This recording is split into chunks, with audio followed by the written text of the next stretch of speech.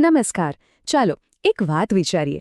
માની લો કે બગીચાની ફરતે વાડ લગાવી છે અથવા તો કોઈ સરસ મજાની ફોટો ફ્રેમ બનાવી છે, તો એના માટે કેટલી લાંબી પટ્ટી જોઈશે?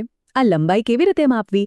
બસ આ જ સવાલનો જવાબ છે ભૂમિતિના એક બહુ જ મહત્વના કોન્સેપ્ટમાં, જેને આપણે કહીએ છીએ પરિમિતિ. ચાલો આજે એને જ સમજીએ. આને છે ને થોડું વધારે સારી રીતે સમજીએ. જરા વિચારો, આપણે બધા ક્યારેક ને ક્યારેક આવી સ્થિતિમાં તો આવીએ જ છીએ, ખરું ને? જેમ કે બગીચાની વાત કરી, કે પછી રૂમની દિવાલ પર બોર્ડર લગાવી હોય, અથવા કોઈ ગિફ્ટને સરસ મજાની રિબિનથી બાંધવી હોય. આ બધામાં શું કોમન છે? એની કિનારી માપવી પડે છે. તો સવાલ એ છે કે આ કરવું કઈ રીતે? અને આ બધા સવાલોનો જવાબ બસ એક જ શબ્દમાં છે: પરિમિતિ. હવે આ શબ્દ સાંભળીને એવું લાગે કે કંઈક અઘરું હશે, પણ એવું બિલકુલ નથી. ખરેખર તો આ એક એટલું ઉપયોગી સાધન છે જે આપણી આસપાસની દુનિયાને એકદમ ચોકસાઈથી માપવામાં મદદ કરે છે. તો સવાલ એ થાય કે આ પરિમિતિ એટલે શું? ચલો એકદમ સાદી ભાષામાં સમજીએ. એમ સમજો કે કોઈ આકાર છે અને એની બધી બહારની બાજુઓ પર ચાલવાનું શરૂ કરીએ.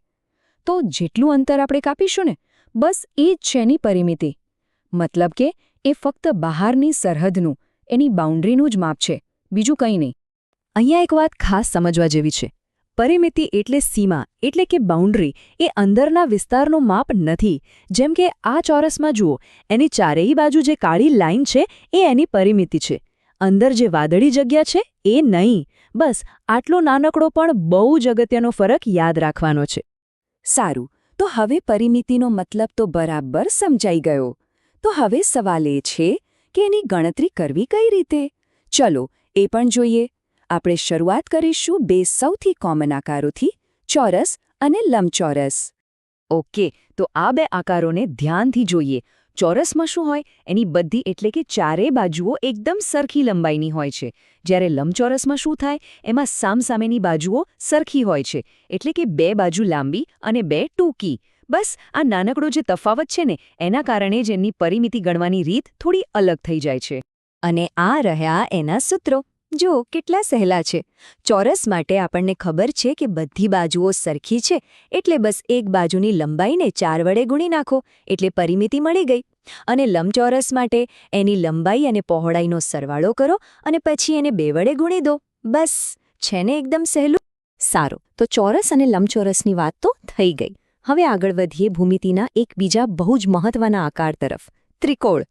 ચાલો જોઈએ કે એની પરિમિતિ કેવી રીતે શોધાય. અરે, ત્રિકોણની પરિમિતિ શોધવી તો એનાથી પણ સહેલી છે. અહીંયા કોઈ ગુણાકાર નહીં, કોઈ લાંબી ગણતરી નહીં. બસ એની ત્રણેય બાજુઓની જે લંબાઈ હોય એનો સરવાળો કરી દો. દાખલા તરીકે માની લો કે એક ત્રિકોણની બાજુઓ છે 3, 4 અને 5 સેન્ટીમીટર. તો એની પરિમિતિ કેટલી થાય? સિમ્પલ, 3 + 4 + 5 એટલે કે 12 સેન્ટીમીટર. બસ આટલું જ.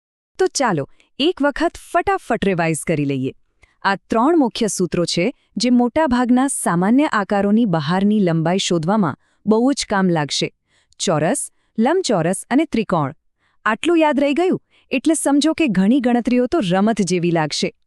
આપણે ગણિત તો શીખીએ છીએ, પણ એ ફક્ત આંકડાઓ વિશે નથી. એનો અસલી ઉપયોગ તો આપણી રોજિંદા જિંદગીની સમસ્યાઓ ઉકેલવામાં છે. તો સવાલ એ થાય કે આ પરિમિતિ એ આપણા રોજિંદા જીવનમાં ક્યાં કામ આવે છે? ચાલો એ પણ જોઈએ. અરે, આના તો એટલા બધા ઉદાહરણો છે. જ્યારે કોઈ સુથાર ફોટો ફ્રેમ બનાવે, કે પછી કોઈ માળી બગીચાની ફરતે સરસ મજાની કિનારી બનાવે, અથવા તો વિચારો કે આપણે રૂમમાં વોલપેપરની બોર્ડર લગાવવા માટે માપ લઈએ. આ બધી જ વખતે આપણે જાણતા અજાણતા પરિમિતિનો જ ઉપયોગ કરતા હોઈએ છીએ. ઓકે, તો અત્યાર સુધી આપણે પરિમિતિની વાત કરી, જે છે બહારની સીમા. હવે એક સવાલ મનમાં આવવું જ જોઈએ કે આકારની અંદરની જગ્યાનું શું? એને શું કહેવાય? અને બસ અહીંયા જ પરિમિતિ અને ક્ષેત્રફળ વચ્ચેનો મુખ્ય તફાવત સામે આવે છે. યાદ રાખજો, પરિમિતિ એટલે આકારની બહારની લંબાઈ અને ક્ષેત્રફળ એટલે આકારની અંદરની જગ્યા. એક રીતે કહીએ તો એક સરહદ છે અને બીજું એ સરહદની અંદર આવેલો આખો વિસ્તાર.